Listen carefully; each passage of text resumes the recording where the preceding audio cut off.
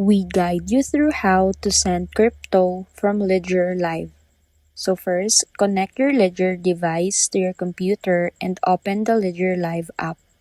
Unlock your Ledger device and make sure the correct account is selected.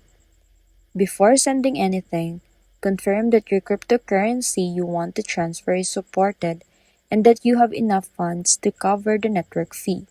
Next, click the Send option, choose account you want to send from, and enter the recipient's wallet address. Double-check the address carefully because crypto transactions are generally irreversible once confirmed.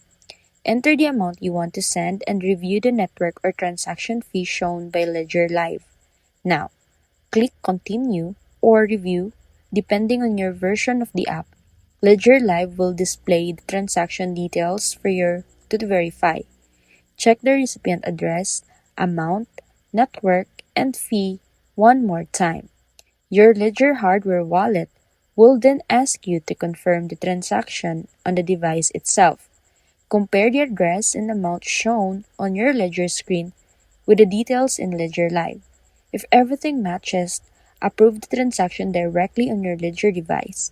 Wait for Ledger Live to broadcast the transaction and monitor its status until it's confirmed on the blockchain.